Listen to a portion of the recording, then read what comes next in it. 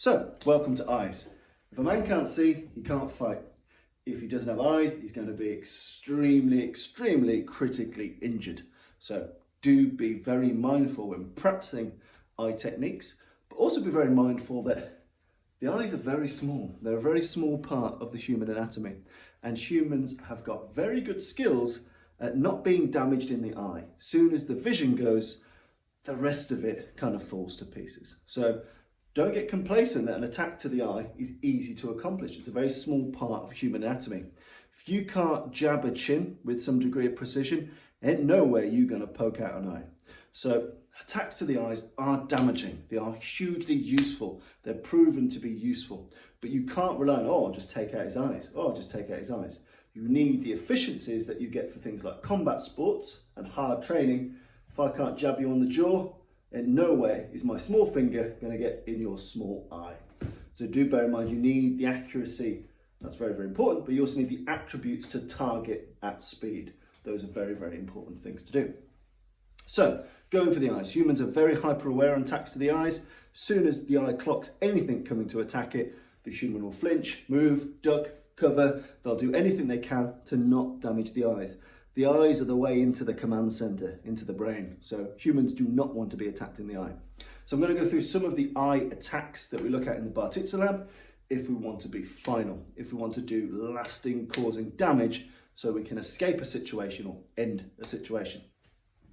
Now the first one is you see a lot of arts do a double eye gouge. So they grab the face like this and they push the thumbs in. So if I turn Bob to point to you, they tend to do this. The problem with this is that even a very small human, as soon as you apply a bit of pressure anywhere near the eye, they go fuck, and they move with absolute velocity and all the force they can muster. As soon as anything goes towards their eyes, or indeed starts to go in their eyes, every ounce of power they've got is launching backwards. And even if they're against a wall, it's going to give them some impetus to really jerk out of it. It's going to be like trying to hold down a tiger. So you need to be ready. And if you are going to go for the eyes, we typically avoid this where we can in favour of an arm which goes round. So not a clinch, closer than a clinch, an arm that tucks round, and then we drive in. So we've got this scissoring motion. This hand holds his head steady as I can possibly guarantee. If I'm on the floor, even better. But up top, vertically, I get this degree of lock here. So the grab and then the gouge. Expecting fully that as soon as this goes near his eye, he's gonna try and drive his head and his body back. So don't try and gouge from too far away. Don't try and Frankenstein gouge. It very rarely works. If you are going to gouge, make sure you've got a good sense of attachment. Clothes, hair, ears, they're all nice, but if you can, get this wedge on here. And if you've got a coat on like me, grab your own coat, that's even better. But if you've got the wedge on, then drive the thumb in and then up, in and then up. But you want to make sure that you're ready for that immediate burst back of energy from that opponent. So as soon as this is on, you can get an attachment on your clothes or attachment on his clothes, or you can wedge it on strongly, and you know that as soon as this is on, he's going to buck like all hell. So be ready for that particular motion. So keep driving your mass into him. You know, stay away from his teeth, drive your head, drive the thumb in, but make sure that you deny him the opportunity to escape the gouge. The Frankenstein gouge, he can always step back, he can burst back, he can do other things. So in this one, the grab and gouge, we tend to strike with the forearm, bang, and we get on, we get a grip on my clothes or his clothes, potentially, and then we start to burst this particular gouge on, using our head to control finally. So the final technique is to hit with force, boom, get the head in, and then drive that thumb up and into the eye, making sure that he can't escape. The second is the chin lifter, or what we call the chin lifter.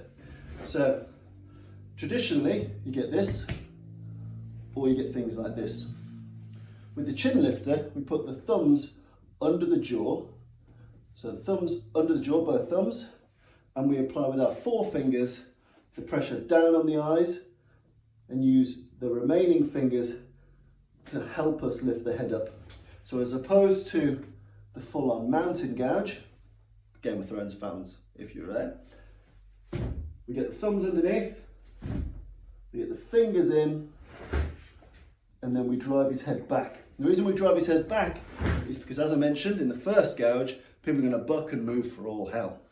So if I off balance him, if I raise his chin up, I want to try and get his skull beyond his arse. If I can get his skull beyond his arse, the man falls over. The man falls over, I can fuck off, I can get a weapon, I can do something else. I can Michael Flatley on his head. So we get him close, our hands are here. As opposed to reaching up to do this traditional gouge, the thumbs go in the throat, the fingers on the eyes, and then we tilt, we drive this in. We use our piece of kazushi. So thumbs, fingers, head. We're pushing that head back, and as soon as that head goes back a little bit, we maintain. It's a bit like war. As soon as you've earned some ground, keep it. So if I've earned this amount of territory, I'm going to keep it. I'm not going to allow him to reset. I'm going to keep taking that territory. So up close, thumbs into the throat, 4 fingers into the eyes, tilt the head back, and again, then we're driving the head pressure, because I'm using the head to wedge, my own head, to wedge his up. I'm trying to get him more off balance. And I'll be driving as I'm gouging, and again, be thinking here that if I can successfully complete the gouge, or whether I need to throw, or whether I need to step back and post, ready to land a heavy piece of artillery. Depends on what the situation is, whether there's buddies, whether I've got a weapon, he's got a weapon. But in essence, in this one, we crash, we're up close, we drive our thumbs up, 4 fingers in, and tilt. We get our head into that space, we get our gouge. As soon as the gouge is accomplished, depending on whether it's a gouge that's caused pain or whether it's called damage, those are 2 different things. As soon as these are in, I keep driving back. I can then look to take down, push, shove, or finish with strikes. But the chin lifter is all about making sure his head is off balance. We've achieved kazushi, he's out of balance. I can then pressure, I can complete the gouge, or I can throw, or I can strike as per my whim, which I find a lot more successful than the traditional front on. If you are doing the traditional front on, that's where the first grip and gouge for me makes a lot of sense. Then we've got the Moonraker. Now the Moonraker, in front of your face, we'll refer to that as the moon. This is where I'm coming from the side. So in the Moonraker, we're using the nose as essentially a gripping point. So the nose is the gripping point, and then we're pulling the head to the right or to the left. And in this one, typically we'll have an overhook or an underhook of the arm. We'll have struck across the face here in this chin smash. And then we're going to get the eye and the nose, importantly, get them both to pull back this way. So we're pushing and then we're vigorously pulling. So in this one, it's more of an eye rake. So if you imagine the finger is digging into the eye, but it's pulling across. Trying to just target the eye here is quite hard to do. So making sure you've got a good 4-finger grip across the face, that the fingers are spread out a kind of a middle distance. You don't want them too tightly bunched together, but neither do you want them too splayed. You want them somewhere nicely in the middle. So that I am grabbing a bit of nose, a bit of eye, a bit of cheek, then I can turn the gouge, but it's a ripping, tearing gouge. I can't penetrate with this, so it's not a finishing gouge. This one is for pain. Smash, rip, and at that juncture, then you can start to do other stuff. Smash, rip, what I call the Moonraker, rip across his face, then make sure you're able to finish. But as I said, it's hard to get the penetration to make this a fully damaging gouge, but it is enough to cause severe pain, making sure you've got good finger discipline and you've done that initial piece of atemi. Yeah. Once I've got that Moonraker on, then I can do other stuff. Right, the pique, which we take from early French savate. Now with the pique, traditionally, a lot of people, especially from a Jeet Kune Do perspective, they'll do a straight finger jab. One. Okay, problem with the finger jab, if they launch it traditionally, especially if they launch it traditionally at range, it gets more effective the closer you are, but it's still a risky move, and that the eyes are on one line, okay? So imagine this hand is the eye line. the accuracy needed to get a thin weapon on a thin target is hard even when you're not under duress. Okay, so being able to accurately get it dead center into here with speed, power and under duress is very hard and very perishable. You know, a centimetre above and you're hitting a hard ridge line, a centimetre below you're hitting cheek in a very ineffectual way. So it's a very small target with a very small weapon. It's very, very perishable, and even up close it's got a high pass-fail ratio. It's almost a binary technique. It passes or it fails. With the peak, or one of the ways to do the peak or the gouge in Savate is that we whip with the fingers out like so. So a bit like a snapping towel motion, we know that at least one of these fingers is going to get in that eye zone. I don't need to be hyper accurate with it, because whether it's my little finger, my wedding ring finger, my middle finger, my forefinger, one of those buggers is going to get into the eye. And I can repeat this a lot faster. I can whip this out, get it straight in there, and I'm pretty much guaranteed to get at least one finger into the eye. So whilst I don't get the penetration of the finger jab, odds are you won't be able to penetrate too deeply with this anyway. You know, even when it's struck at speed, it's more of an eye poke than strictly a gouge. You know, it's an eye poke, and they do cause serious damage. Anyone that watches the UFC, every fight nowadays, there's some kind of eye poke. But a higher percentage eye poke that we find in the Bartitsu Lab is this peak technique. So we whip the fingers out here, whip the fingers out, and odds are I'm going to catch one of these fingers into this eye. And even if I don't, I've at least then got a semi-decent back fist. So if I fluff the range, aiming with the knuckle line of this slap, I've at least got a decent backhanded slap. I've got something. This, as soon as it hits anything hard, falls to shit. Whereas this, even if you miss the eyes completely, you've got a semi-decent back fist. You've got something which works. You know?